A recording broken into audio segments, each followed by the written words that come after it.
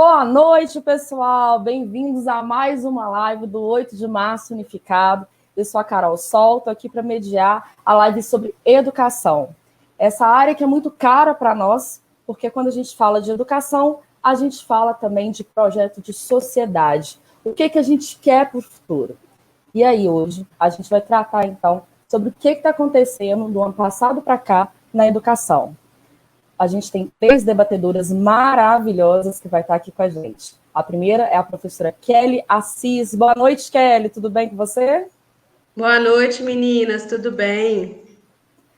A nossa outra convidada é a secundarista Nayane. Nayane, está me ouvindo? Boa noite para você.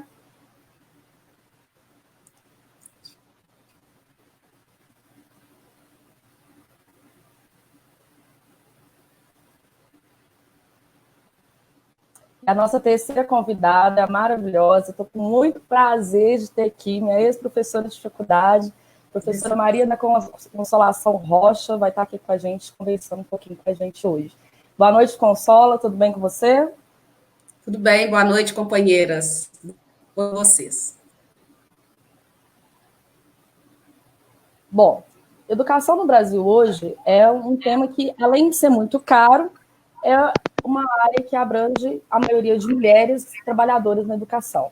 E quando a gente dá uma porrada na educação, a gente violenta também essas trabalhadoras. E os filhos dessas trabalhadoras também. A classe trabalhadora no Brasil, a grande maioria estuda em escola pública, uma educação extremamente precária e que não tem muito investimento do governo. O governo Bolsonaro, ele tem cortado muitas verbas da educação, o que, inclusive, prejudica a pesquisa no ensino superior. Mas na educação básica, a gente também tem sofrido muito com o governador Zema. Ele, que além de não estar investindo na educação, ele desvaloriza todos os profissionais e quer cada vez mais privatizar a educação no Estado. Vou passar meu giz, então, para a Kelly. Começa com a gente, Kelly. E aí, como é que você está enxergando a educação no Estado hoje? Obrigada, Carol. Boa noite a todos e todos. Para quem não me conhece, eu sou a Kelly Assis, professora de Geografia da Rede Estadual de Minas Gerais, né? Também estou junto com as meninas aí na frente de mulheres, né, nesse movimento feminista que tem atuado na região metropolitana de Belo Horizonte, né? A gente buscando aí combater a violência doméstica, as desigualdades de gênero, né? E todas as sortes de opressões, né? E também venho aí caminhando numa batalha junto ao sindicato, né, o Sindiúte, lutando por uma educação de qualidade, uma educação pública de qualidade, que possa transformar a realidade, principalmente da classe trabalhadora. Então, a gente tem visto, né, dentro desse contexto da educação, de uma forma bem ampla, né? Quando a gente olha nos últimos anos, a educação tem sido muito atacada. A gente tem visto aí diversos programas, movimentos, né? Inclusive o movimento Escolas Sem Partido, que foi um movimento, né, que ele foi diminuindo a sua potência, a sua força, mas quando ele surgiu, ele veio com um grande ataque sobre os professores, tentando controlar, né, a formação crítica, a formação política, essa formação que a gente acredita que a educação tem e que possibilita, que dá uma condição dos indivíduos questionarem a sua realidade para poder transformá-la, né? Que derruba as verdades que sustentam as desigualdades dentro da nossa sociedade. Então, a gente viu nos últimos anos, né, a gente vê ainda, né, uma grande tendência, né, muitos olhares, muitos palpites até sobre a educação, o que fazer na escola, o que fazer na educação, e a gente começa a se questionar por quê, né? Por que a gente está colocando tanto a educação em questão, né? Por que a educação é um instrumento tão caro, né? Tão, vamos dizer assim, interessante para as diversas classes, especialmente para a elite, né? As classes que dominam o grande capital. Por que a educação ela está sendo assim tão interessante desses anos para cá? A gente Para responder essa pergunta, a gente precisa compreender que esses ataques eles estão diretamente ligados com a ascensão dos governos ultraliberais, não só em Minas Gerais, mas em outros países do mundo. E a gente sabe que as práticas desses governos ultraliberais, ela está diretamente relacionada com o ataque aos direitos sociais, ataque aos avanços, e especialmente o ataque à educação pública, porque é ela que faz desvelar, né? Ela que faz destruir aí a força desse capital sobre os territórios, sobre as pessoas, sobre as desigualdades, sobre as opressões.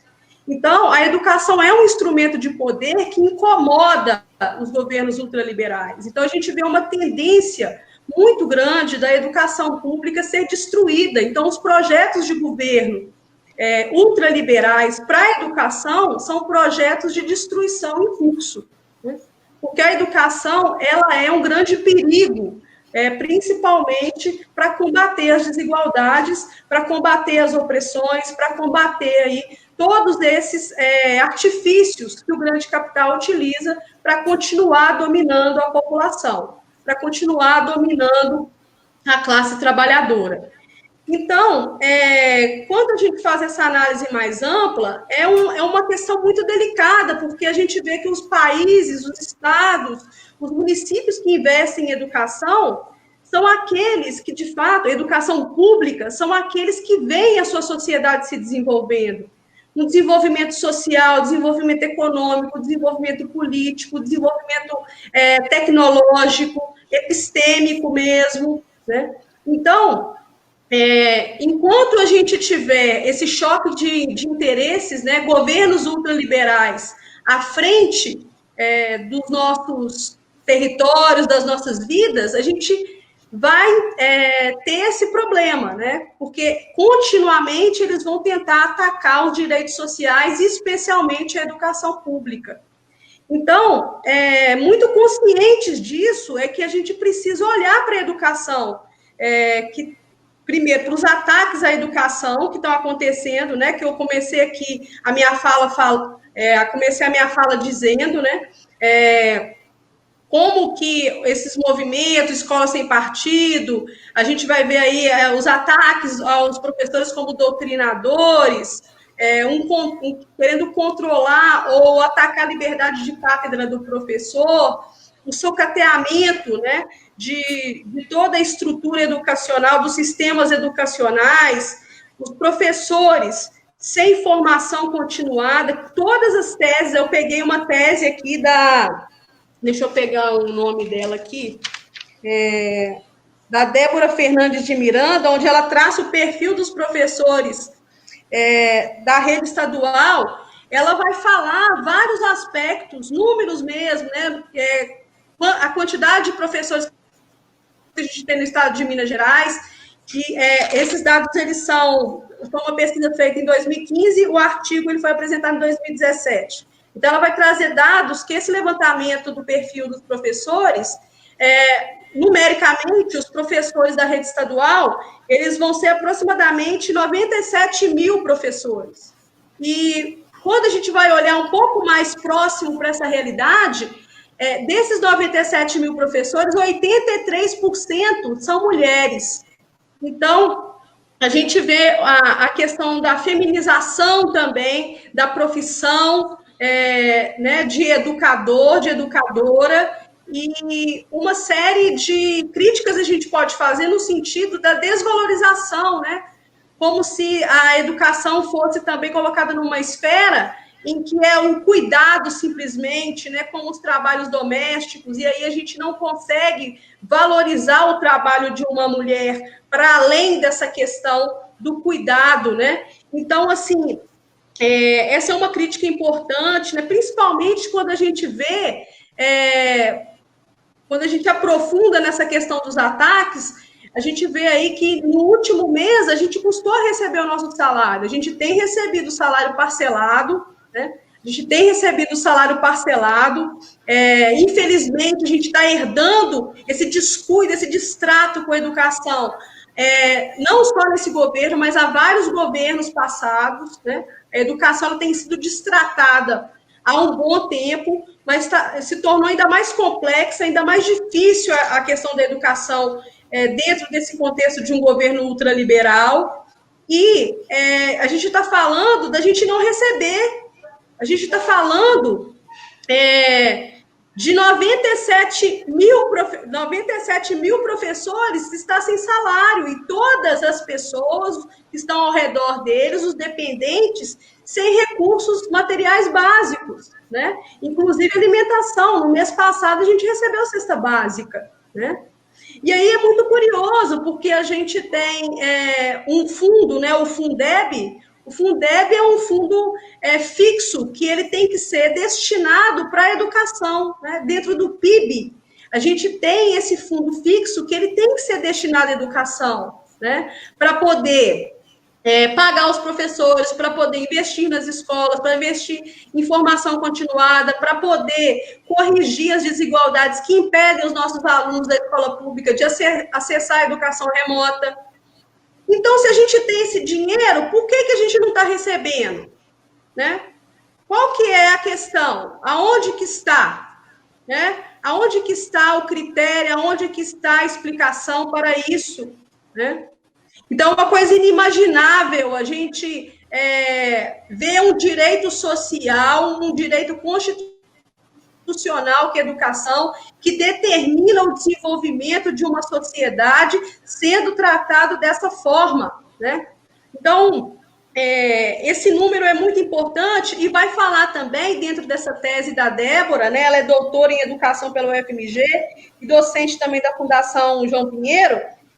Ela vai trazer o perfil, o detalhamento desse perfil desses professores, né? Que são mulheres, a maioria são mulheres, e quando a gente vai pensar numa educação de qualidade, tem que ter formação continuada.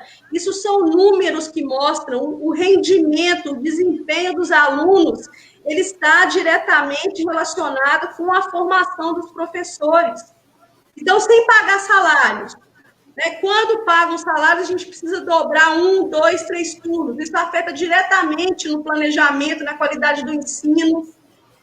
Então, não tem jeito de pensar numa educação de qualidade que a gente não pense essas condições de trabalho, não valorize o profissional em educação, não considere a realidade social dos nossos alunos, né? E mais, né?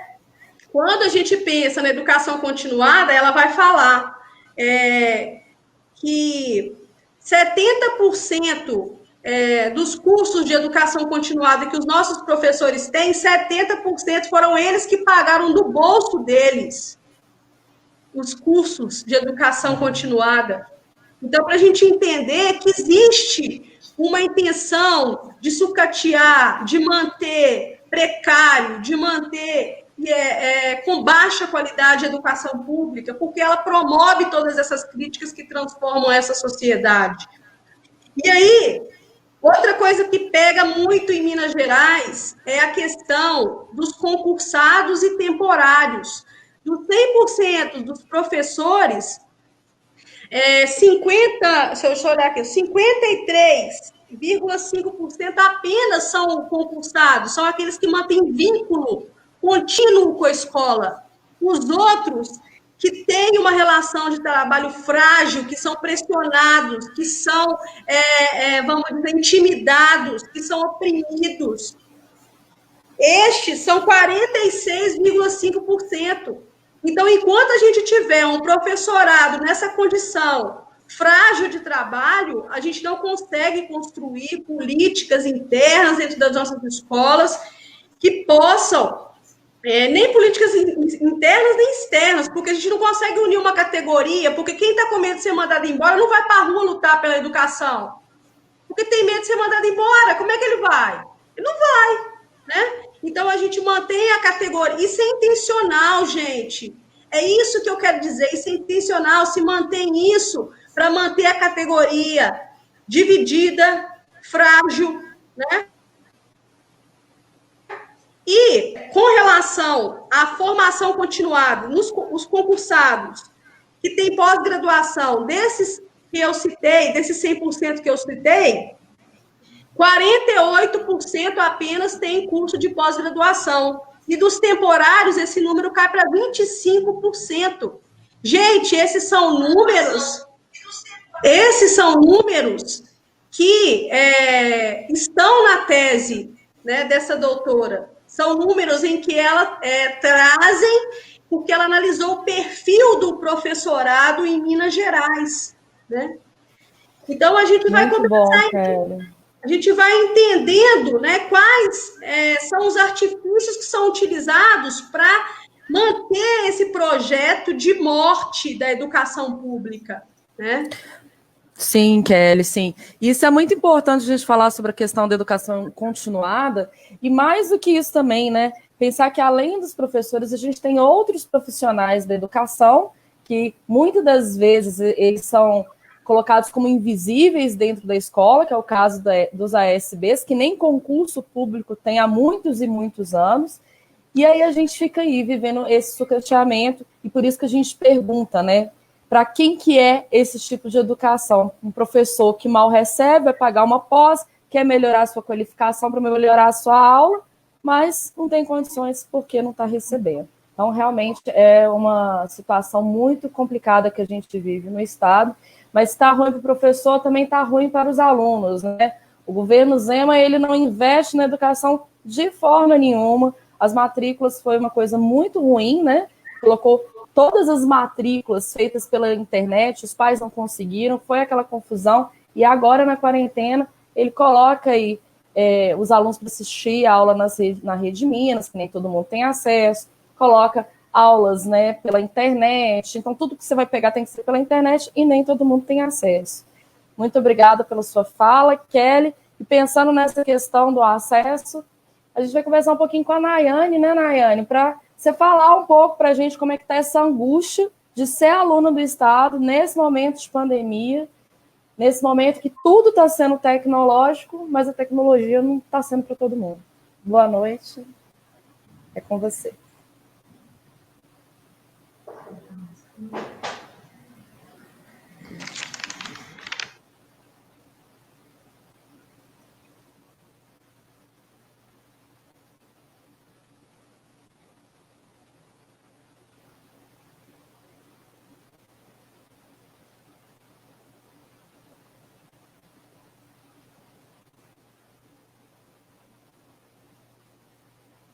Nayane, vou pedir para você abrir seu microfone. A gente não está conseguindo te ouvir.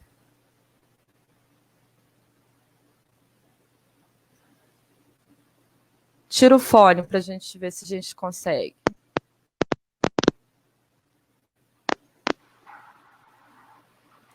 Fala com a gente. Tirou o fone? Isso. Agora fala com a gente que a gente está te ouvindo. A gente está te ouvindo baixinho, mas a gente está te ouvindo. Vamos lá. Beleza. Vou retomar a fala. Meu nome é Nayane Paula, sou estudante da Escola Estadual Dr. Aurino Moraes.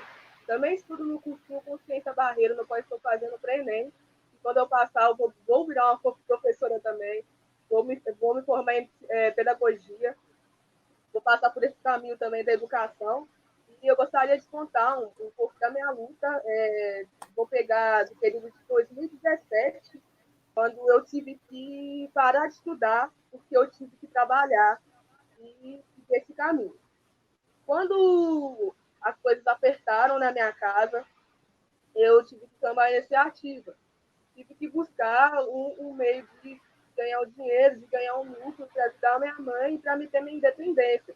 E a gente sabe que ser jovem é ser muito cobrado. Vocês, professores, também, quem está assistindo a live agora, também já foi jovem, então já passou por isso. Porque além da gente carregar as nossas responsabilidades, a gente ainda carrega um peso a mais do mundo, porque as pessoas cobram muito da gente, até que a gente com 15, 16 anos já tem um emprego, já esteja pensando no futuro, na faculdade, você vai fazer adiante. E nesse período todo, eu tive que sair da escola, eu estava no primeiro ano, para mim trabalhar, porque eu não estava conseguindo acompanhar a carga horária de estudar, você está com preocupação em casa. E é o que vem acontecendo agora. Nesse momento, eu não estou conseguindo ter acesso às aulas, por causa que eu tenho que trabalhar, porque começou a pandemia e a gente sabe muito bem que o pobre de periferia, classe média, ele se preocupa com as questões de dentro de casa, de ajudar o seu pai e a sua mãe. E quando a gente começa nessa luta de querer ter algo para comer dentro de casa, muitas das vezes a gente não consegue ter foco no estudo, mesmo sabendo que o estudo é a chave que vai abrir a porta da prosperidade para nós lá na frente, se a gente investir nesse conhecimento. Porém, a porta para a gente aqui é fechada. E, às vezes, o governador do estado, ele vira para um aluno, ele quer que nós de periferia sentamos em frente à televisão, ou de um computador, ou de um celular, e assiste todas as suas aulas, e mesmo a gente sabendo que dentro do armário da casa da gente, às vezes não tem algo de comer. E agora eu pergunto, se coloca no lugar de um jovem estudante, pensa como é que fica o psicológico dele nesse momento, na qual você tem que segurar uma coisa e largar outra. Porque é assim que todos nós nos sentimos. E nesse período da semana eu conversei com vários estudantes e perguntei sobre a opinião deles, e o que eles estão passando nesse momento. Muitos me responderam que estão tendo problemas psicológicos, estão sofrendo muita pressão, estão passando mal com isso. Muitos não receberam informação que está tendo aula, está acontecendo as aulas no canal 9, no YouTube, está tendo videoaula, porque a gente sabe muito bem que a falta de informação também é grande. Em algumas escolas, a falta de informação dos diretores que está ali à frente, fazer algum meio de comunicação para chegar a todos. E quando a gente fala sobre ser pobre, preto de periferia, estudante, você ter duas forças. Porque além de você ter que carregar o mochila nas costas, você também tem que carregar sua consciência, você tem que trabalhar, você tem que falar para levar um dinheiro para sua casa, para ajudar o sustento da sua mãe, do seu pai, para cuidar dos seus irmãos, da sua família. Então, quando a gente tem esse olhar pelos alunos, a gente pensa muito nisso, porque a gente sabe que não é uma luta fácil, sabe, de ser ganha. Nós, estudantes, ralamos muito, sim, e muitas das vezes, quando a gente vai conversar com o professor ou vai tirar alguma dúvida, a gente se sente até impotente por não estar conseguindo fazer todas as atividades. E agora, com esse teste de estudo, que é único de página, com vários erros gramaticais, e a gente está eu vou chegar lá na escola, eu vou mostrar todas as posturas para ele, eu ainda vou ouvir que não está totalmente certo. Agora, pensa comigo aqui, que sou estudante, sou classe média, baixa, e tenho que lutar com todas essas dificuldades no dia a dia. Que se tudo passar, a pandemia, quando disser que vai passar, vou chegar na escola com o meu PET feito, com as atividades que os professores estão passando, e ainda recebeu uma crítica que não está feito como deveria estar não está da forma correta. E daí é muito difícil estudar dentro da escola. Imagina fora dela, sem o auxílio do professor, com a internet caindo. A gente sabe que muitos alunos também não têm acesso ao Wi-Fi, não têm acesso a um telefone bom. Eu estou prova disso, a internet caiu várias vezes nessa live, para poder fazer isso. E a gente tem passando isso. Assim como eu estou sentindo, os alunos estão sentindo uma dor muito grande. Porque é como eu digo, é você estar com algo por exemplo, você tem que continuar caminhando e correr atrás dos seus objetivos. Porque ao mesmo tempo que o mundo para, ele não para para nós estudantes, não para para nós jovens de periferia. Ei, está na periferia, está na vida. Ser estudante é você lutar por todo mundo, é você ter muitas vezes além da força. Muitos alunos concluem seu estudo na escola, porque além de ter essa educação, já não tem como falar de nossos familiares, nossos parentes, passaram na cidade, teve uma coisa boa, teve uma sociedade, teve uma sociedade,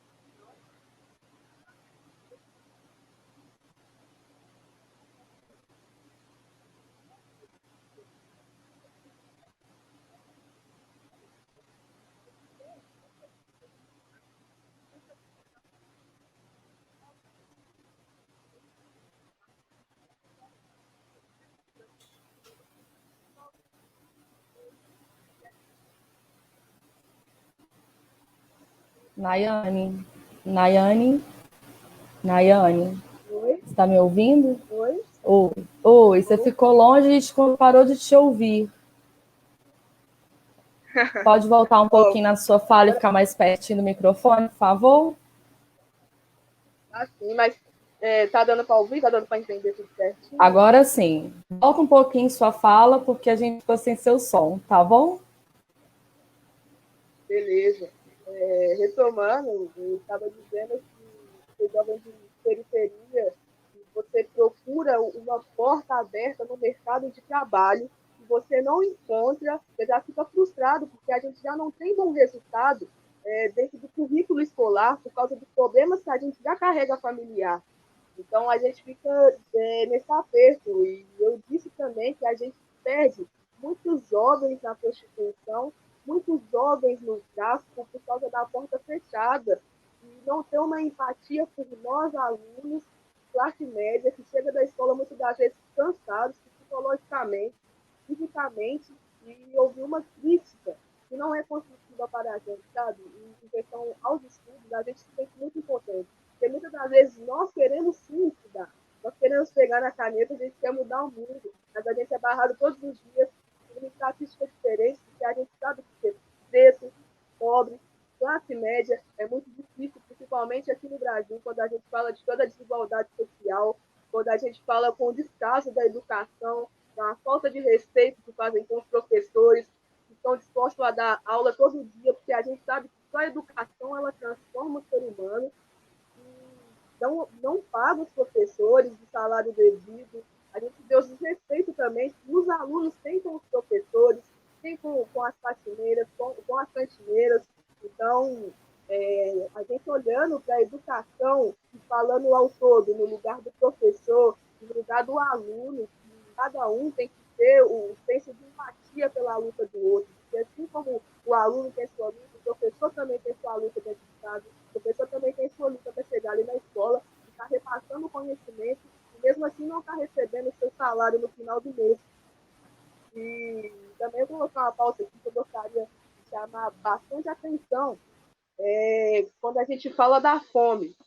Muitas das vezes o prato está vazio dentro de casa da criança, e o porquê que ela não consegue estudar, mesmo tendo todas as informações, ou mesmo ela tendo uma atividade na mão dela e uma apostila na mão. Porque a sua barriga está vazia. E eu sempre escutei uma frase, quando eu era criança: dorme para passar ou vai brincar para você se esquecer da fome. Como que você já está com a barriga vazia, você vai sentar com um livro na mão e vai conseguir concentrar o seu psicológico no estudo, mesmo sabendo que você está passando aquilo tudo naquele momento, sabendo que os seus pais estão preocupados dentro de casa. Os pais se preocupam muito em ver a criança brincando do que ver a criança sofrendo com a situação atual que eles estão passando dentro de casa. Voltando a falar no desemprego do Brasil, que cada dia cresce mais, principalmente agora na pandemia, né? E as pessoas que são mais atingidas são as pessoas de periferia e classe média. O desemprego bateu na porta de muita gente com essa pandemia e os governadores não querem saber de respeitar o tempo. O tempo para esse momento agora é para que todos fiquem dentro de casa, para que todos se reservem, mas que nenhuma pessoas esqueçam de uma ajudar as outras, que nesse momento a gente precisa de ajuda. E só vamos conseguir vencer essa pandemia se todos olhar com um olhar de empatia para o seu próximo e resolver ajudar, seja com uma cesta básica, um pacote de arroz, ou um pacote, nem que seja de um pão dormido na porta de outro. É muito fácil a gente pegar um microfone em televisão, ou em palco, ou numa live e discursar, e a gente esquecer que o que afeta nós estudar é a fome, é o desemprego, as preocupações que a gente leva dentro de casa com o confronto familiar.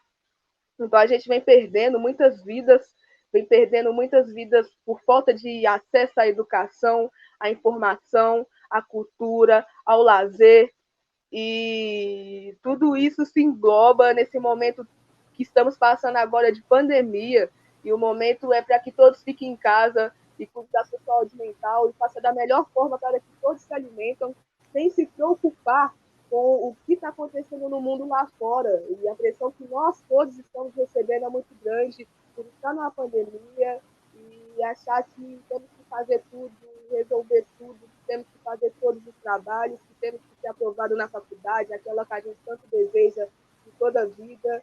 E para terminar aqui, eu falo muito mesmo, eu quero escrever, recitar, na verdade, desculpa, um poeminha pequeno que eu fiz, pode ser? Claro, vamos lá. O fantástico mundo de Zema. Todos nós estamos focando no nosso crescimento, que ao mesmo tempo nos causa sufoco.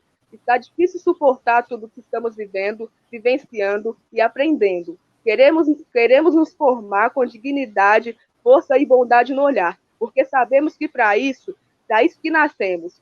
Doar o bem sem olhar a quem. Quero olhar com empatia no rosto. E para reforçar de novo, queremos educação, onde o tempo não rouba e não apaga, que faz o ser humano ser um bom cidadão. Uhul! Que maravilhosa, hein? Que é isso, gente? Muito, muito bom. Muito obrigada, Nayane, esse seu depoimento. Eu acho que era o mais esperado, foi sensacional. Assim, eu quero, inclusive, ressaltar essa questão da internet, gente, porque até alguns minutinhos antes de começar a nossa live, a gente não estava conseguindo fazer com que a Nayane estivesse com a gente. Olha, uma live programada, uma pessoa que foi convidada para poder estar aqui falando com a gente, não estava conseguindo acessar. E essa é a realidade dos nossos estudantes no estado. Eles não conseguem acessar a internet para poder ter acesso aos PETs e às demais atividades que estão sendo colocadas para ele nesse momento de pandemia. Então, assim, com essa pergunta que a gente se propôs a fazer e tentar responder aqui na live, eu passo o nosso dia agora para a professora Maria da Consolação. E aí, Maria da Consolação, essa educação é para quem? Então, boa noite, Kelly, Nayane, Carol. Eu vou levantar aqui só para mostrar uma coisa. Educação sem mordaça. Muito bom, muito bom. Porque nós não aceitamos que os governos queiram controlar as nossas vozes. Nós temos direito a falar.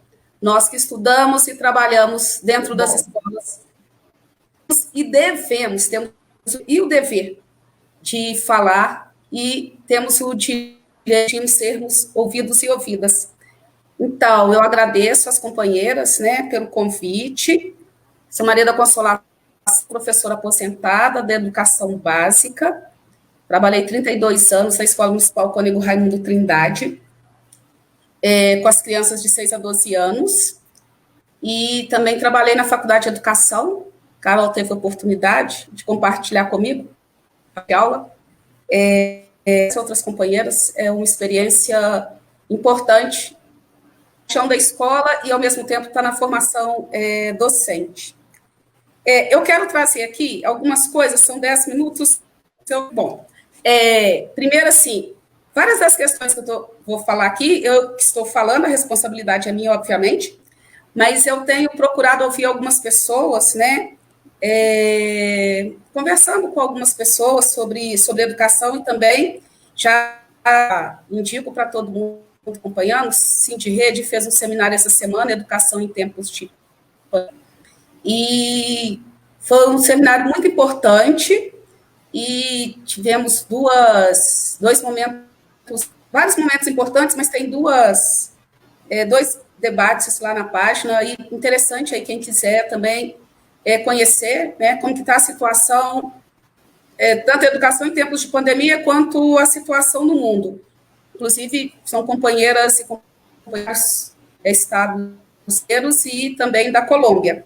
Bom, para a gente conversar vivendo hoje, eu fiquei pensando, a gente começa com o que está hoje, eu fiquei achando que devia trazer alguns dados que apresentei numa atividade que teve lá no CRJ, que a Gabinetona fez, que era Juventude e Direitos Humanos, que a companheira Analise e o companheiro Tiago Ávila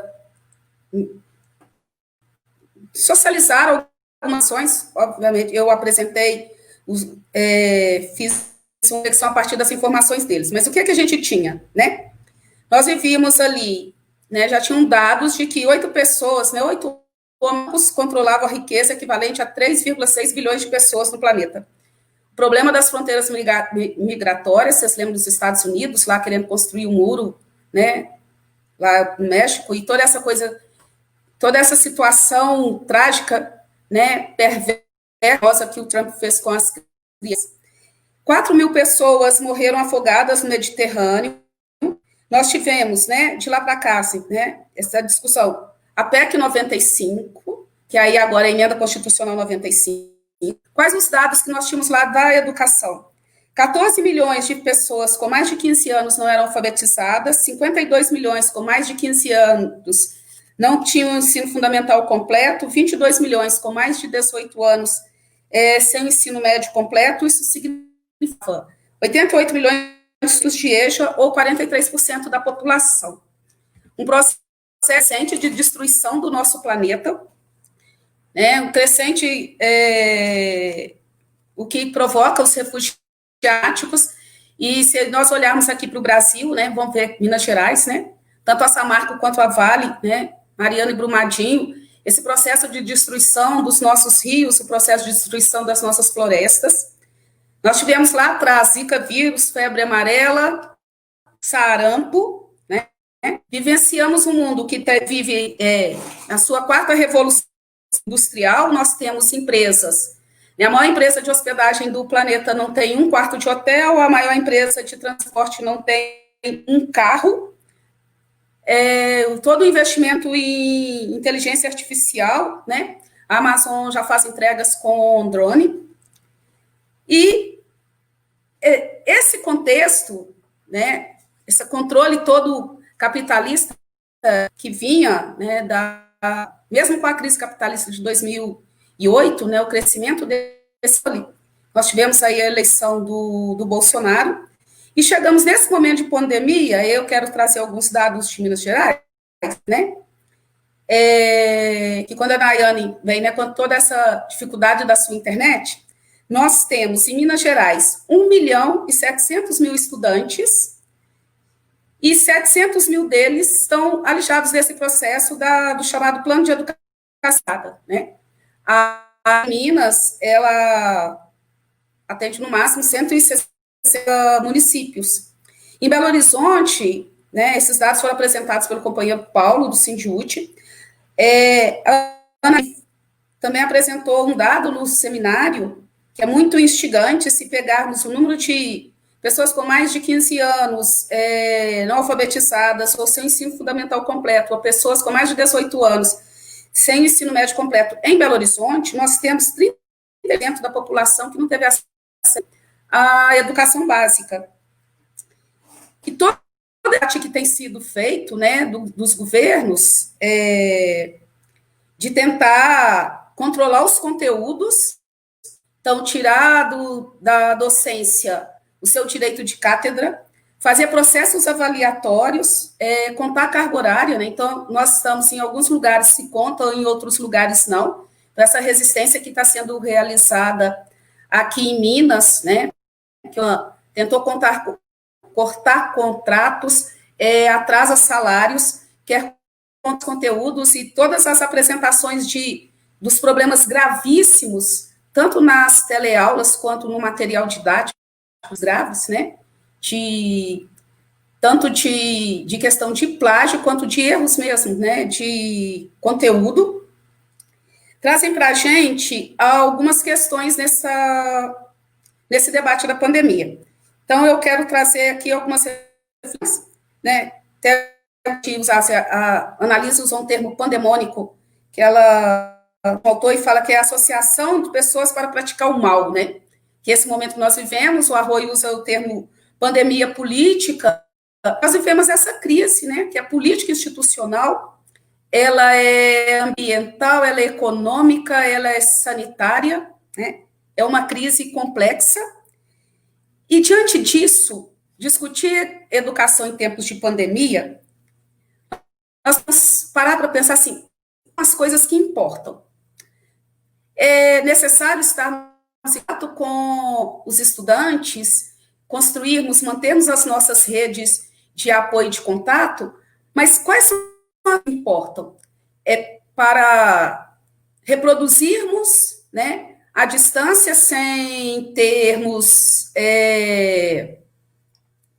todos esses conhecimentos, sem termos a tecnologia, sem termos, inclusive nós, né, domínio tecnológico, porque para a educação à distância, além de docentes, você tem toda uma parte técnica, né, operacional para ser realizada, a estudantes de setores, né, do setor privado, usam plataformas que são utilizadas na educação à distância de graduação, não necessariamente a forma como nós temos feito, mas os acessos, mas qual o acesso que as pessoas têm à internet, né? Então, você quer educação online, sabendo de antemão, 1.700.000 estudantes, 700.000 estão fora. Como assim? Né? Então, um primeiro debate é como garantir que a escola, de fato, seja inclusiva e a educação seja inclusiva. Essa é uma questão. A outra é o que importa, né? A gente está discutindo, se nós formos reproduzir online, nesse momento, por fazer esse mesmo debate, de fazer o mesmo que fazíamos, nós estamos perdendo a oportunidade de conversar sobre as coisas importantes desse momento. Né? O autoconhecimento, o cuidado, como que as famílias estão vivenciando isso. Nós temos famílias que estão também em teletrabalho, né? Todas as pesquisas nós temos acompanhado aqui, né? Aumentou na pandemia violência policial, aumentou violência policial e violência doméstica. Isso significa também carga dos nossos trabalhos. Como que ficam isso, né? Como que nós precisamos garantir que as famílias também fiquem mais calmas? Quando a gente está aqui falando online, né, uma aula presencial, nós estamos vendo as crianças. Aqui nós não sabemos, né, como que estão as pessoas, em que condições que as pessoas estão nos ouvindo e conosco. Prestando atenção no que nós estamos falando. Como que é isso? Isso se dá. Em todos os relatos que nós ouvimos nesse seminário, e em outros que eu tenho também acompanhado, é o que a gente observa, que os governos estão aproveitando esse momento da pandemia para fazer ataques, né? Ataques à classe trabalhadora. Primeiro, um ataque à democracia. Então, de alijar as pessoas das funções da sua participação. Não tem como construir educação sem a participação coletiva da comunidade escolar. É isso que nós defendemos. Pais, mães, estudantes, funcionários, docentes, participe dessa construção do projeto. Ataque aos direitos. A proposta de reforma da Previdência do Zema era um ataque ao conjunto dos servidores, mas, sobretudo, é um ataque às mulheres, porque aumenta mais o tempo das mulheres, né, do que dos homens. Depois a gente precisa conversar sobre isso. É um ataque da privatização, né? Nós vimos a privatização da questão da água, privatização da Copasa, privatização da CEMIG, que são as propostas apresentadas. E aí eu quero caminhar para a gente pensar as nossas propostas. Então, uma das questões que nós precisamos conversar é que debater sobre educação em tempos de pandemia é debater sobre a economia do cuidado. Né? Está dentro, a educação está dentro do que nós chamamos de economia do cuidado. Quais são as coisas que importam? Cuidar das pessoas. Isso significa que educação e saúde, a economia do cuidado, tem a ver com isso. Como vamos estar apresentando um debate sobre a socialização do cuidado, a socialização ter infraestrutura para a socialização do cuidado, Isso implica política de saúde, de educação, de assistência social, políticas públicas relacionadas a esse aspecto do cotidiano da vida. Precisa de políticas públicas, como a Nayane disse, que garantam quarentena com renda, com comida, com água, com emprego. E nós temos dinheiro para isso. O dinheiro dos nossos impostos deveriam estar sendo utilizados para garantir isso para todas as pessoas. E o que nós temos visto é o capital, né, o capitalismo, na de destruição de morte, representado no Brasil pelo governo Bolsonaro, que declaradamente é um genocida, é de retirar, de dar dinheiro para os banqueiros, dar dinheiro para os milionários desse país e não garantir o dinheiro para que as pessoas possam passar nesse momento com tranquilidade. Então, nesse sentido, né, trazer a questão de que, para pensar essas políticas públicas, nós precisamos pensar políticas públicas articuladas, e aí pensar políticas públicas. Quando a gente fala políticas públicas, normalmente na nossa cabeça só vem políticas sociais, né? Então, políticas públicas são políticas sociais, como diz o Dedé, políticas sociais e políticas econômicas. Então, garantir saúde, educação, moradia, lazer, políticas que socializem de fato o cuidado, traz para nós, nós temos que revogar a emenda constitucional 95, nós estamos pela revogação da emenda constitucional 95. Nós temos que fazer um debate, uma luta pela auditoria da dívida e contra o pagamento da dívida, né, da dívida pública, da dívida externa. A taxação dos muito ricos nesse país tem que pagar pela crise. Não é possível que sejamos nós, a classe trabalhadora, sejamos nós, os funcionários e as funcionárias públicas que vamos pagar por essa crise. Temos que pensar na redução da jornada de trabalho. Pensar em economia significa repensar a nossa bandeira de redução da jornada de renda básica, renda mínima, né? Renda básica cidadã para todas as pessoas, ela é fundamental. A pandemia expõe isso. Países, né? Esse debate que antes era visto assim, vocês estão muito assim, né? Não é possível que vocês estão pensando. Hoje, vários setores, inclusive economistas burgueses, têm levantado a urgência disso. Nós precisamos conhecer, fazer uma educação à distância, conhecer as famílias de todas as pessoas que estão na escola. Então, a Kelly trouxe pesquisas sobre a docência. Nós precisamos conhecer a vida dos estudantes, da Nayane, né, que é adolescente, jovem, mas precisamos conhecer dos pequenininhos também. Como que estão a vida?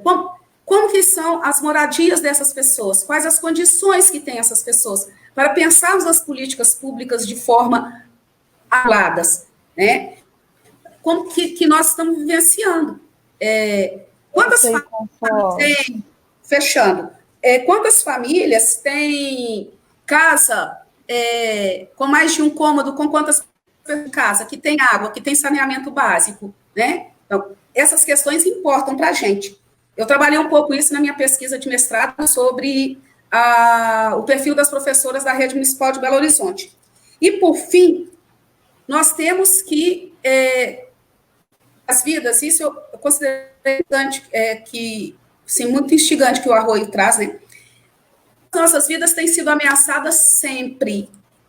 Ao longo desses anos, né, ao longo desses 520 anos desse país, né, da população indígena, do povo negro, da classe trabalhadora, são vidas ameaçadas pela destruição, pela morte que o capitalismo impõe, ameaçada pela violência policial, ameaçada pela violência do Estado, e nesse momento ameaçada pela crise sanitária.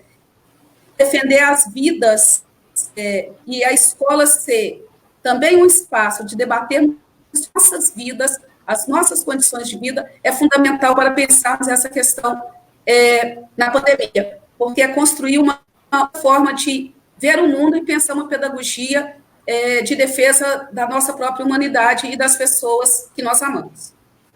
É isso.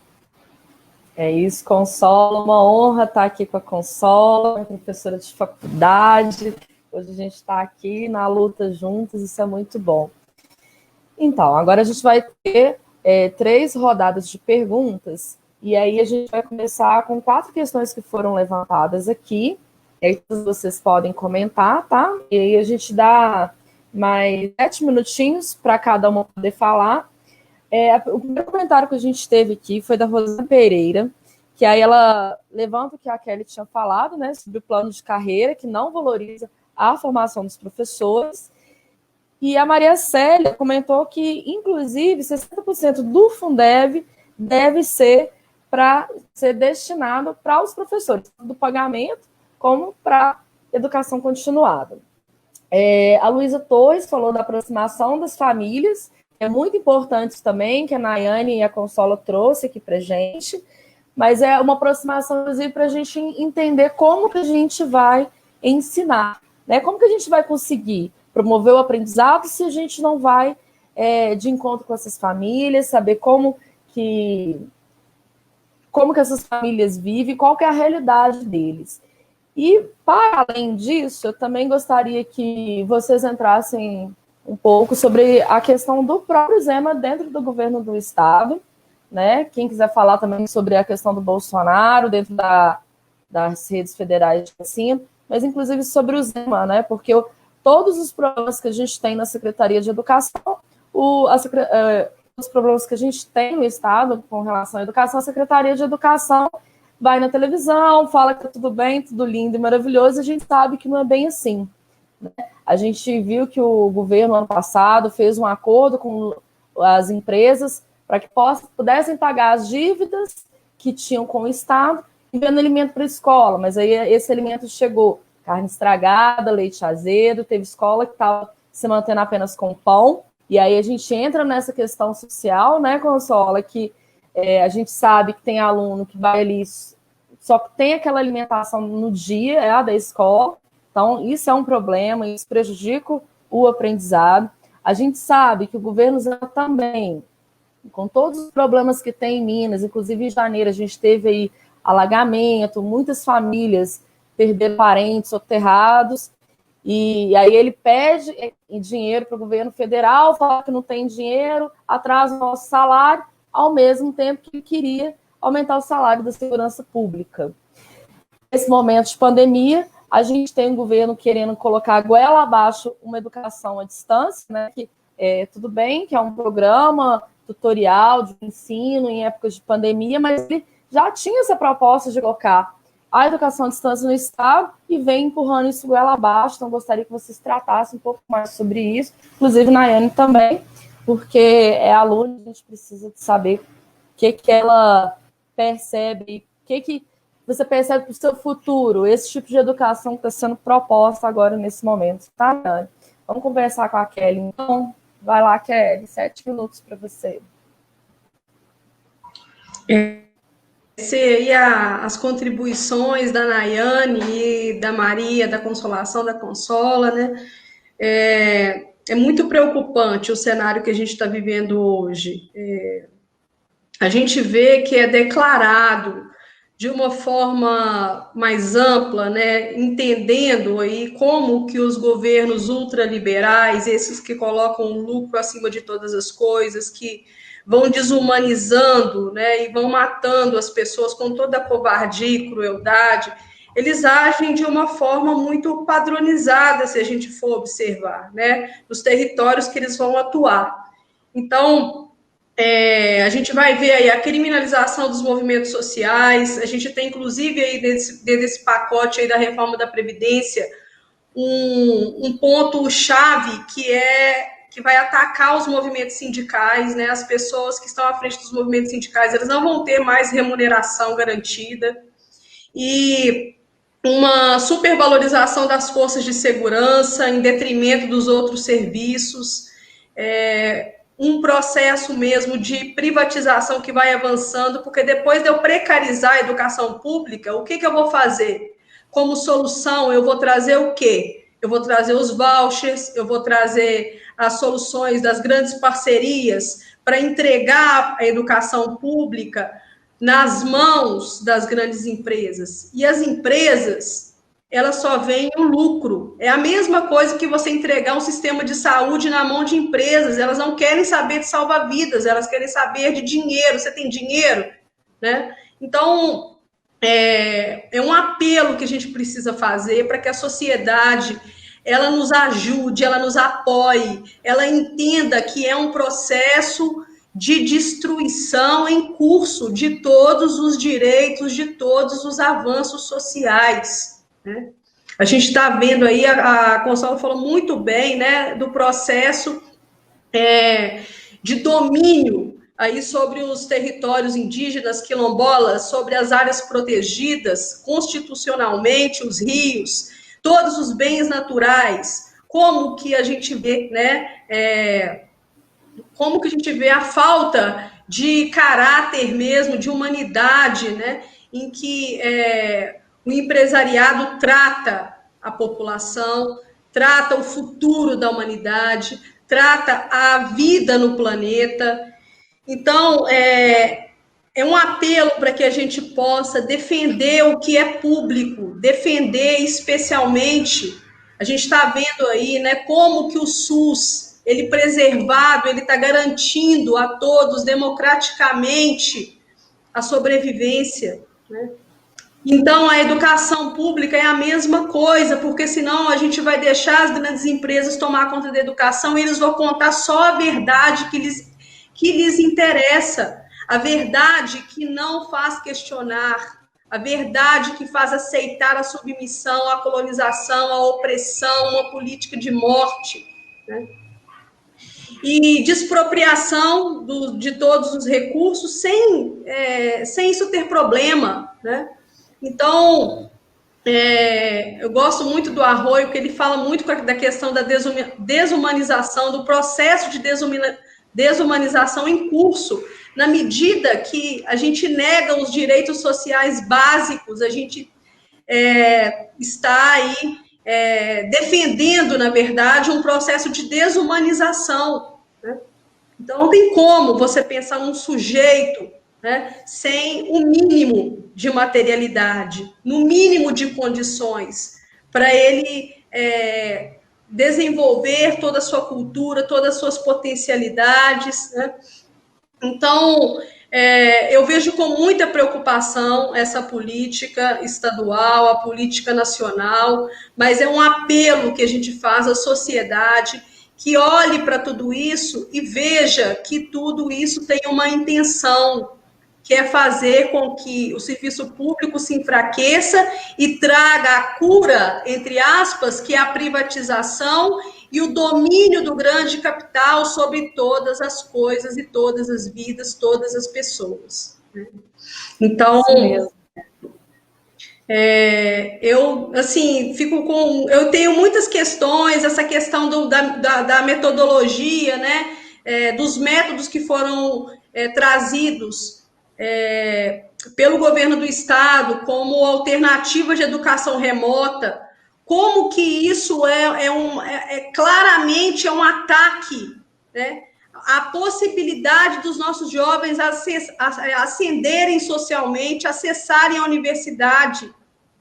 Como que se eu fizer só o que o PET prevê, os meus meninos, eles vão se respaldar por informações completamente fora de validade científica. A gente sabe disso, a gente buscou nos sites, tem muitos sites que a gente encontra o PET na íntegra, blogs, a gente joga parte do texto e traz o PET na íntegra.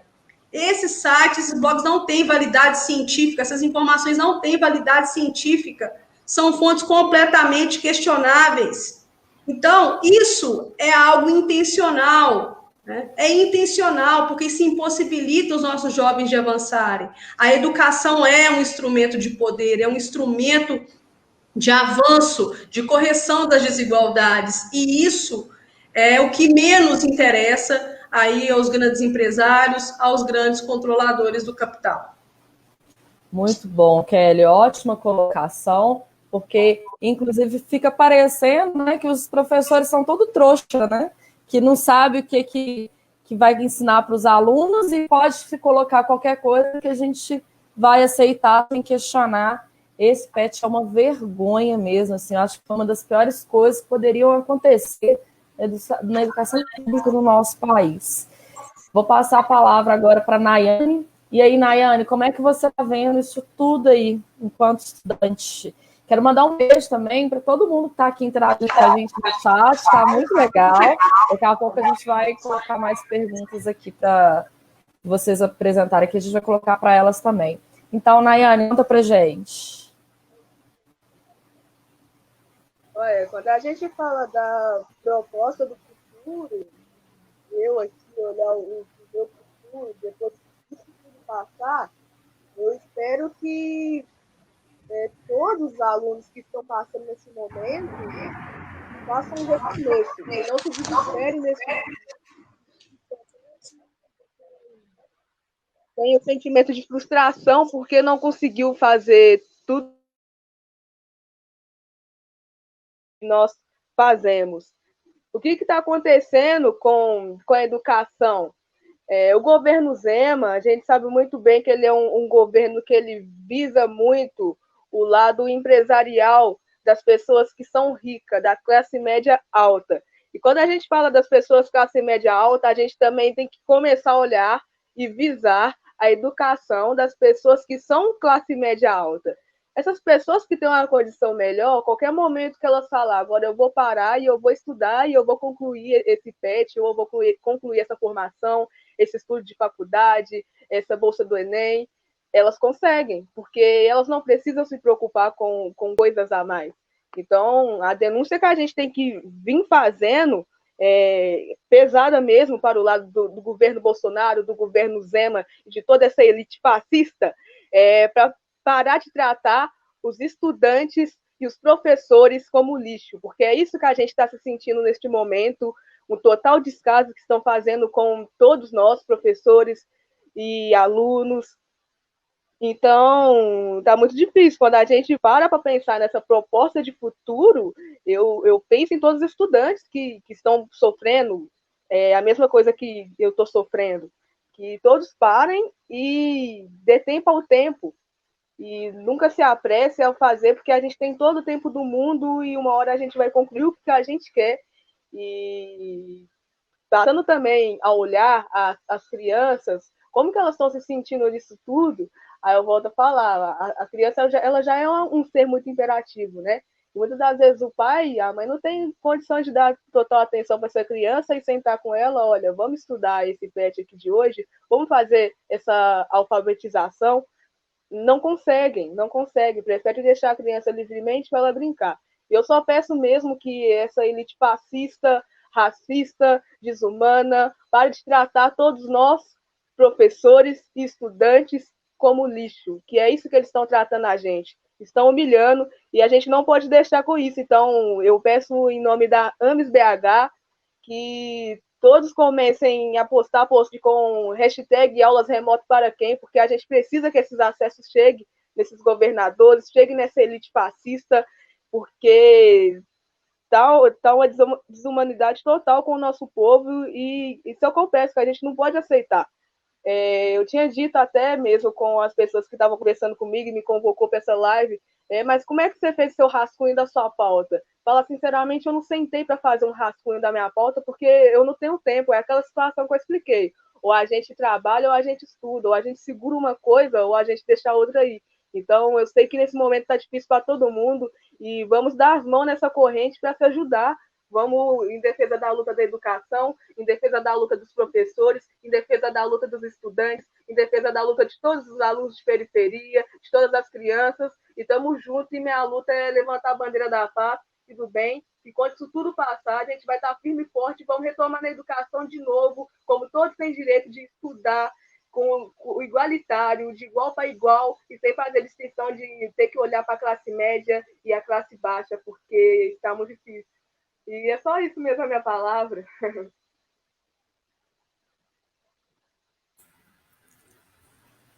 É só isso tudo, Nayane, é isso mesmo, né? Professor que luta, tem alunos de resistência, maravilhosa sua fala. Vou só te pedir, meu amor, quando você for falar com a gente, você colocar sua boca mais pertinho do microfone, que aí a gente consegue, telefone, que aí a gente consegue, ou melhor, você, tá? E aí, Consola, como é que você está enxergando tudo isso, depois dessa fala maravilhosa aí da Nayane, que dá um ânimo na gente, né, dessa juventude aí. Bom, né? Vamos ver essa moçada. Então, uma das discussões, né, que nós temos feito todo esse processo online que nós estamos vivenciando primeiro você tem que todas as pessoas, né, então, estudantes e docentes tenham acesso ao equipamento adequado e a internet boa. Isso tem que ser política pública, porque quando a gente vê, né, então, os estudantes não têm acesso, eu fico observando, gente, assim, que às vezes eu viajo muito para o interior, o pessoal, né, no interior, 4 horas, os estudantes estão na beira da estrada, aí passam para, né, para pegar as crianças, o ônibus escolar, para levar para a cidade, para elas chegarem à aula às 7 horas da manhã. Quando termina a aula, 1 ou 2 horas que elas vão estar em casa. E essas crianças não têm acesso, crianças e adolescentes não têm acesso à internet, né? E não tem os equipamentos, então você tem que ter um banco de dados, você tem que ter equipamento. Isso também não quer dizer que todas as professoras e professores também pode ter acesso seu pessoal, né? Então, para você pensar uma política pública, não ser responsabilizar, não colocar como responsabilização de docentes e de estudantes e das famílias, que tenha que ter as condições. Se nós vamos vivenciar esse momento, nós temos que ter recurso, né? Estamos vivenciando esse momento, temos que ter recurso para garantir que todas as pessoas tenham acesso corretamente, né? A outra coisa é que vários setores, né, os setores que querem a privatização da educação, aproveitando esse momento para vender os seus pacotes de projetos de educação online, educação à distância, né, que é o programa de educação tutorada, mas a venda desses projetos, na mesma perspectiva que o apostilamento, é de buscar um controle de uma pedagogia, de uma concepção de educação, de esvaziar os sentidos da docência. Mais uma vez, né, como a Kelly levantou, mais uma vez controlar esse trabalho docente, que é sobretudo um trabalho realizado por mulheres. A Guita já falava isso lá atrás, né, dessa política de controle do trabalho feminino, de como que eram feitos os contratos das professoras, né? Você não pode andar sozinha, você não pode ser vista no público só. Então, tinha todo um comportamento para fazer a contratação. Então, um controle da vida das professoras e também um controle do seu conhecimento, né? Do seu fazer pedagógico. Porque, se nós observarmos, para a grande maioria da população, o primeiro espaço público que as nossas crianças vão ter contato com mulheres no espaço do poder é a escola, né? Então, controlar também a vida dessas mulheres, o fazer lógico dessas mulheres é controlar, é esvaziar esse conteúdo docente. Porque, se um lado nós temos um processo de feminização do esse processo, ele se deu também porque muitas mulheres lutaram pelo direito à educação de outras mulheres. E, com isso, foi criando também esse processo da feminização da docência. Em relação de carreira, né, na minha tese de doutorado, eu discuti, né, a minha pesquisa foi sobre políticas de valorização do magistério, planos de carreira, remuneração e condições de... E nós pudemos observar como que o machismo estrutural, né, o machismo governamental, o machismo estatal, ele está presente. Então, as professoras da da educação infantil, porque trabalham com os pequenos, devem ter carreira diferente das professoras dos demais níveis, né, dos anos finais, dos outros anos do ensino fundamental ou do ensino médio. Então, essa luta, a luta por um plano de carreira único da docência na educação básica é parte da luta pelo reconhecimento profissional das mulheres. É uma luta belíssima, gente. Então, tem várias pesquisas em Minas Gerais sobre isso. Uma luta das mulheres. Teve na década de 50 que as mulheres impediram os homens só entrava homens jornalistas se apresentassem o crachá, porque os homens estavam nos cargos de supervisão e queriam controlar a greve de editoras, né? Então, é uma luta histórica que aconteceu na rede estadual, aconteceu nas redes estaduais Brasil afora, aqui em Minas Gerais, e a Rede Municipal de Educação de Belo Horizonte, vocês viram a greve de educação infantil, né? Por essa luta de retomada da carreira única da educação. Por fim, eu quero falar do Zema, falar de que, quando a Nayane fala, tem que a gente relembrar, qual a pedagogia que essas pessoas querem nos impor nesse momento de pandemia?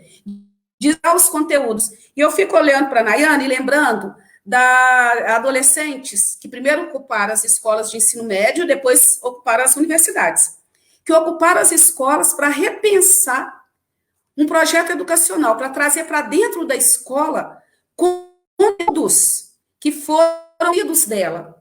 Então, esse é um momento para a gente recuperar, porque lá atrás, né, essa geração já pautou isso dentro da escola. Eu tenho o direito de estar na escola, eu tenho o direito de discutir os temas que são relevantes para a vida dentro da escola, porque esses conteúdos têm que ser articulados com os conteúdos que estão sendo socializados. Tem que ter um sentido, tem que ter uma articulação desses conteúdos para a vida. E, por fim, o Zema é isso. O Zema tinha que viajar o vírus tem que viajar, né? Ele foi um irresponsável, gente, com a pandemia. Ele está fazendo a mesma política do Bolsonaro, né? De destruição e de morte, falando, nossa, tem problema, nós temos uma situação grave, mesmo assim, diante da gravidade, faz a mesma política, né? Que é de utilizar a pandemia para fazer a destruição de direitos, de privação dos serviços públicos. O Calil também está apresentando a proposta da reforma da Previdência e redução de salário, porque quando você aumenta a alíquota, na verdade, você reduz salários dos servidores públicos.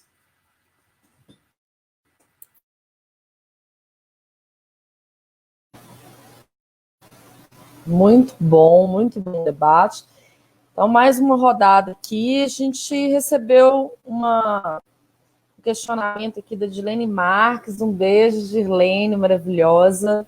Sempre com a gente aqui, militante do 8 também. Ela coloca o seguinte: o Ministério Público Federal fez uma nota técnica sobre o ensino virtual, as exigências que deve ter para sua viabilização, e essa lista desde a situação dos professores, que tem que ter uma formação para isso, e recursos disponíveis para viabilizar.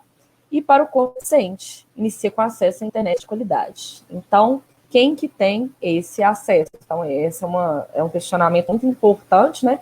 De pensar que se tem que ter toda uma infraestrutura e o Estado não tem, então a gente já sabe que essa educação ela não vai ser para todo mundo. Agora, por que não é?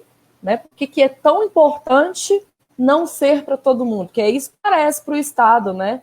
Para o Estado parece que os filhos dos trabalhadores eles não têm que estudar, não têm que ter acesso a uma educação de qualidade. Então, gostaria que vocês falassem um pouco sobre isso.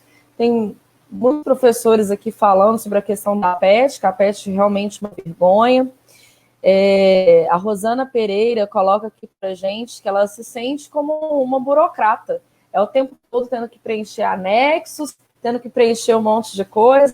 Está aqui na tela. A discussão é sobre para quem é a educação e sobre quem vai coordená-la, pensá-la. Nesse momento, nesse processo das teleaulas, sou tratada como burocrata, tenho anexos a preencher.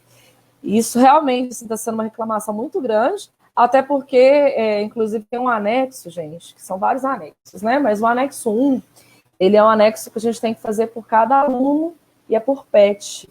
E cada hora chega uma orientação diferente. Então, você faz seu trabalho, depois tem que fazer ele de novo. É um problema muito sério. Essa questão da educação, ela é estrutural, ela é histórica. E aí eu queria que vocês comentassem mais um pouquinho sobre isso. Pode começar, Kelly? Posso sim.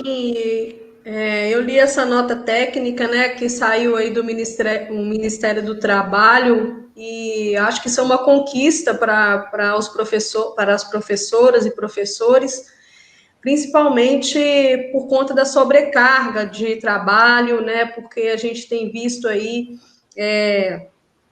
professores sendo muito explorados, né, assim, tendo que ficar à disposição, especialmente nas escolas privadas, tendo que ficar à disposição da escola, de grupos de WhatsApp, sem ter nenhuma capacitação, ter que se apropriar dessas novas tecnologias e sem ter também equipamentos, muitas vezes sem ter internet suficiente, né?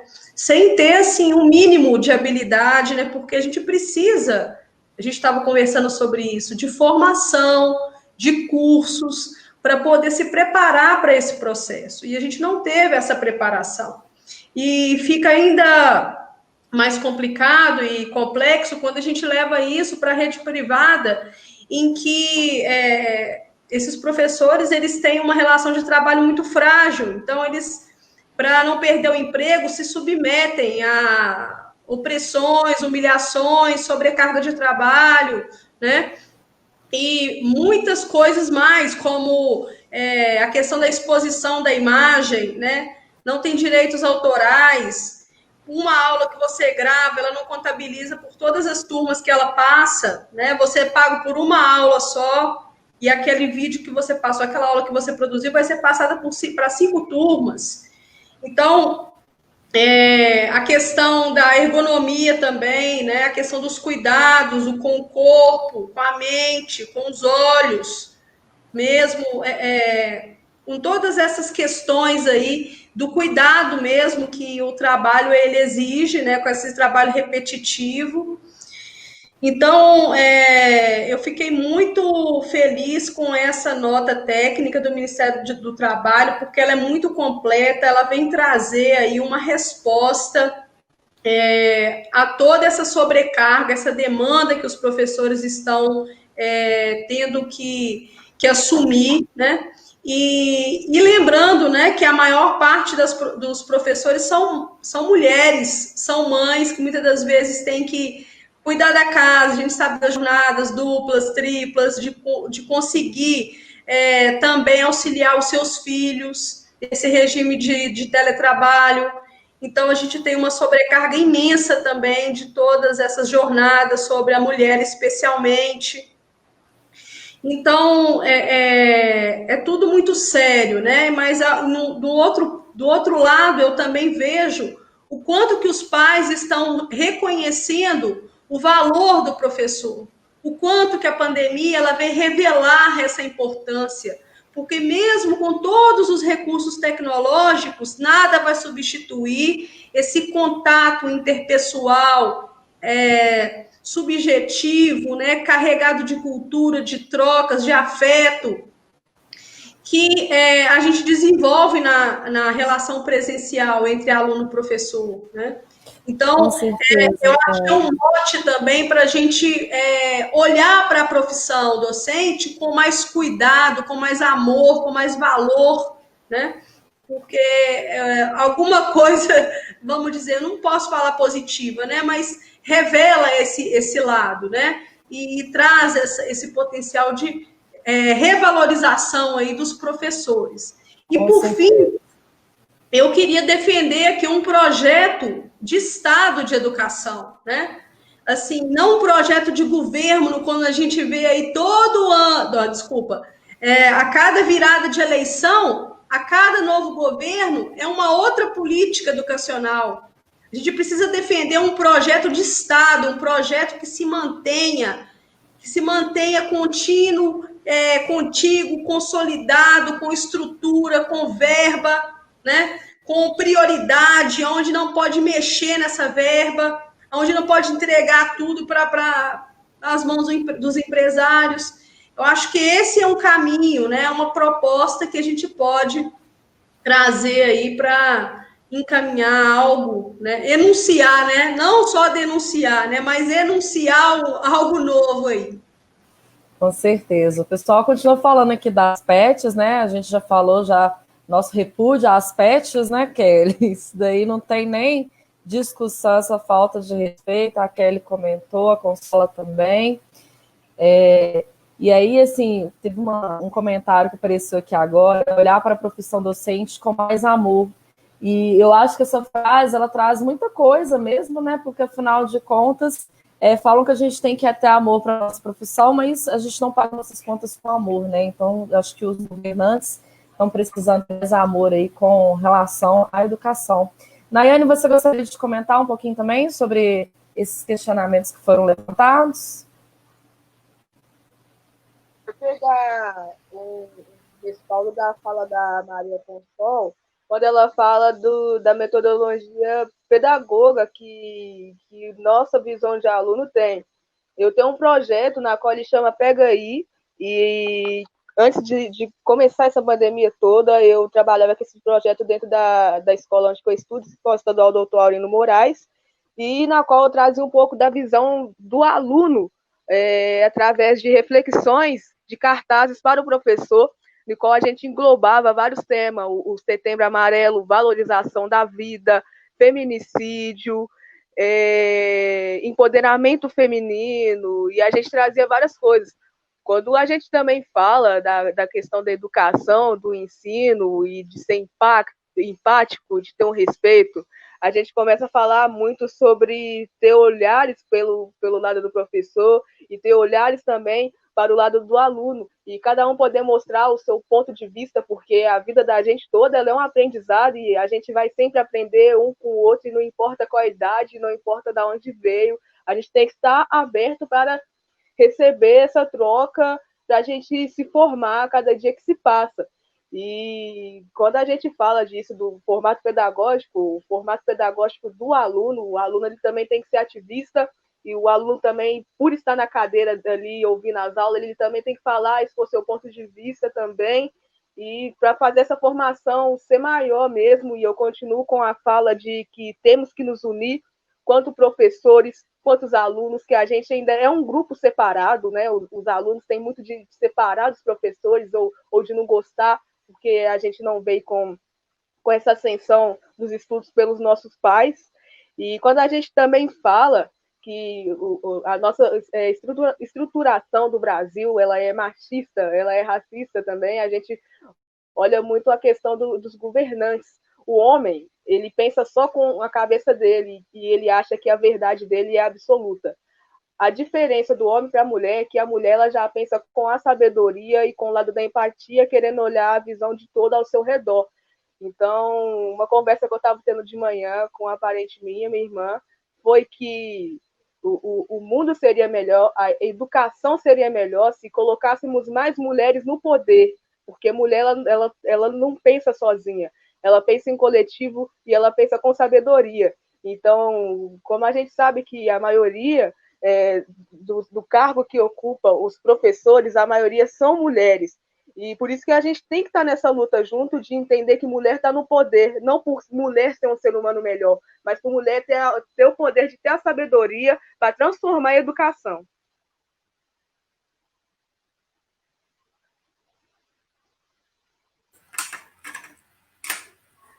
Bom, Maiane, muito bom, muito obrigada. E aí, Consola, como é que você está vendo isso tudo aí? Me conta. É bom ouvir a moçada, né? Quem está na escola, quem é Nayane, assim, porque quando essa meninada ocupou a escola, eu acompanhei algumas ocupações aqui, né? E a gente acompanhando as notícias nos jornais, assim, como que foi um processo de aprendizado, de ter que socializar o cuidado. a limpeza da escola, né? Ficaram lá, né, gente?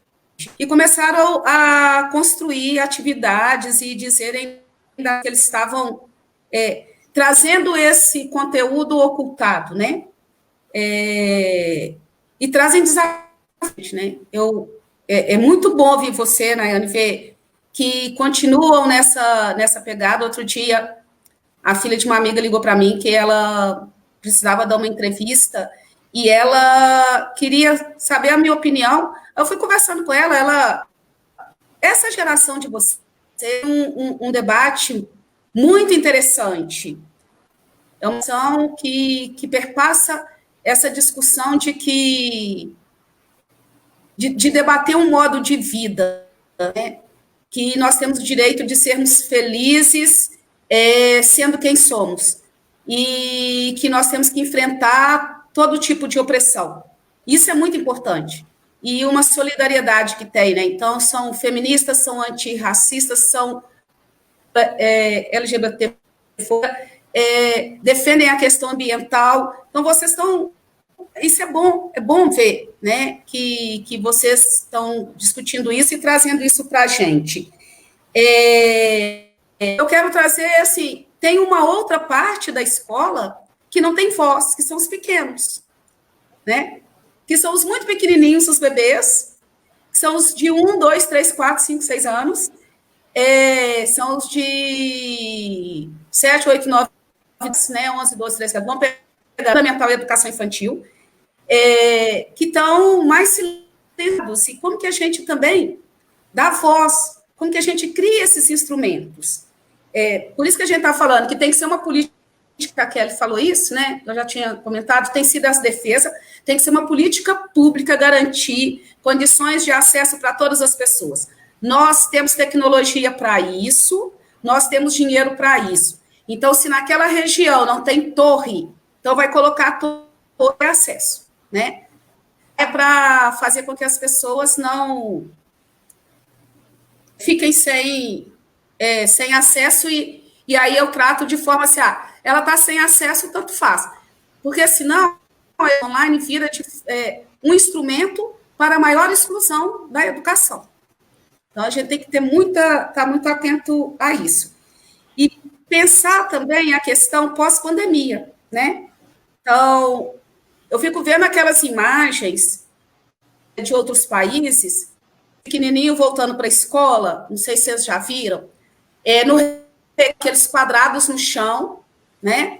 Aí cada quadradinho pequenininho, ou então com umas coisas no chapéu para manter a distância. Vamos pensar o que significa isso para os pequenos, sabe? Como que é isso?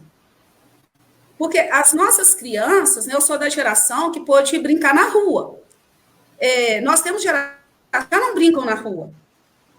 Que o espaço de encontro dos pequenos, de adolescentes e jovens, é dentro da escola, né?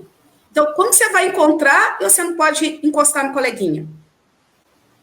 As pessoas falam, a gente vai reabrir dessa forma, de tal forma, eu falei assim, nós temos que pensar políticas, né, que eu vi a Ângela aí colocando, vamos pensar uma escola acolhedora. Nós precisamos, aí eu quero fechar com isso assim, eu tenho que conversar com a Thaís, que é uma companheira de educativo, e ela tem falado muito que a gente tem que pensar, eu tenho que com ela, assim, a gente tem que sair um pouco da caixa, né, de pensar, de repensar como que a gente está fazendo as coisas, porque senão a gente só fica na lógica, olha, a gente vai ter a aula assim, assim, assim, tem que ter o conteúdo assim, assim, assim, tem que avaliar o estudante assim, assim, assim.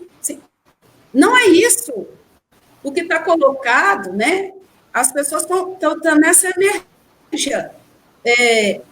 Vários conhecimentos que a gente trabalha na escola, que às vezes ele não tinha um certo sentido, ele começa a ter sentido. Nós estamos produzindo muito conhecimento, muita compreensão do mundo, né? Compreensão. Citar o caso do filhinho dela, né?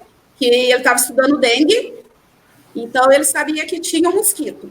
Aí veio o coronavírus, mesmo ela explicando que não era, né, um inseto, era um vírus. Eu disse, mas eu quero Professora, um vírus novo, né, que está voando por aí, que é o coronavírus.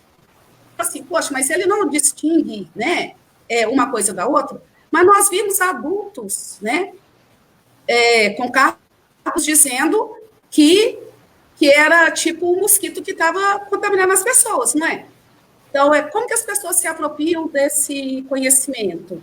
Como que nós estamos lendo mais gráficos? Com certeza, Consola. Essas coisas. Com assim, certeza. Pensar isso. Com certeza. Quero agradecer todo mundo que participou dessa live.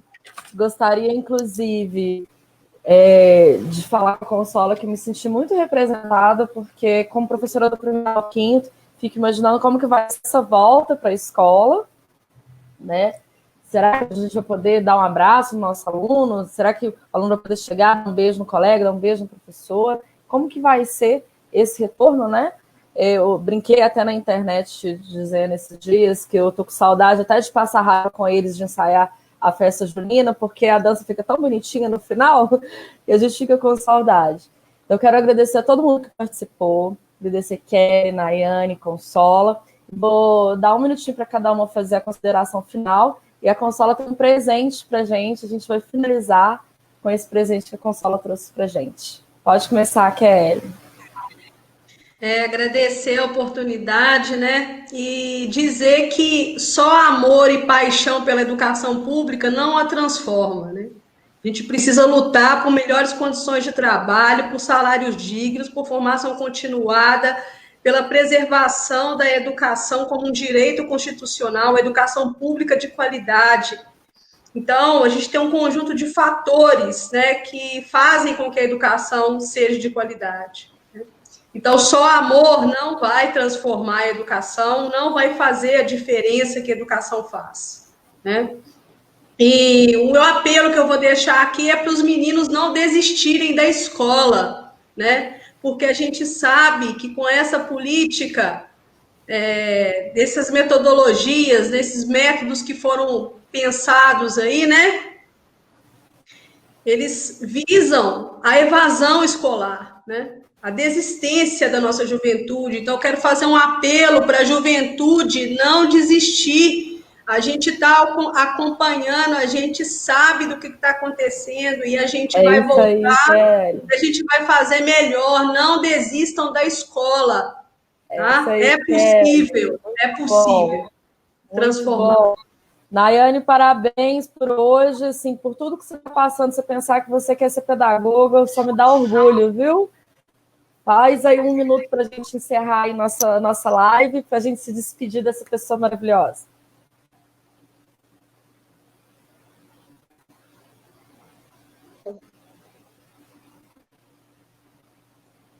A gente não está te ouvindo, Nayane. E quantas vezes já nos fecharam a porta, batemos em muitas e a revolta nos sufoca. E quantas vezes lutamos por igualdade, só queremos ser iguais e vivo nessa cidade. E quantas vezes nos fizeram refém da sociedade e do sistema também. E quantas vezes lutamos por igualdade, sociedade que é machista e nos empurra a goela abaixo. Desculpa, vida, mas vou ter que te dizer, eu preferia andar sozinha para não morrer por você. Desculpa, vida, mas vou ter que te dizer. Eu preferia andar sozinha para não morrer por você. Já que me fecharam as portas, eu preferi não ser covarde. Do seu lado perto da nossa sociedade. Porque o mundo é difícil, cobra muito da gente e faz pouco pelo povo. E é isso. Muito obrigada. E aí, Consola, para finalizar, vamos lá. Eu vou ler um texto da companheira Osana Passos. A Osana todo mundo conhece aqui, né? Osana é enfermeira, tem um filhinho pequeno. Esse texto que ela escreveu me marcou muito, gente. Não sei se eu vou ler no tom dela, mas vai lá. Eu sinto a dor do mundo. Não, eu não sinto a dor do mundo. Eu sinto a dor do mundo. Eu tenho tempo de tanto. Mas, para não sentir, eu tento passar rápido as notícias, por não conseguir ver tanta dor. Sim, eu sinto, por não querer sentir. A dor das mães, eu sinto no estômago. A dor das pessoas negras, eu sinto na garganta. A dor das colegas trabalhadoras do cuidado, enfermagem, empregada doméstica, eu sinto nos. A dor quando meu filho me pergunta todos os dias: mamãe, o coronavírus já acabou? Ou quando ele brinca ao simular que está ligando para os coleguinhas para virem brincar. Essa dor, eu preciso respirar e seguir brincando, mas ela fica aqui, guardada no peito. A dor nas costas, essa queima, e me parece quase todos os dias para lembrar que ainda há muito o que fazer, que preciso sair do computador quando é de madrugada e tentar dormir. Porque, quem sabe, não haverá dor ao sonhar. Solidariedade a todas as famílias que perderam pessoas nessa pandemia. Faço das nossas palavras a sua palavra, as nossas palavras, estamos juntas. É isso aí. Essa foi mais uma live do 8 de março unificado. Daqui a 15 dias a gente está aqui de novo com uma nova temática. É pela vida das mulheres. Beijo e até a próxima.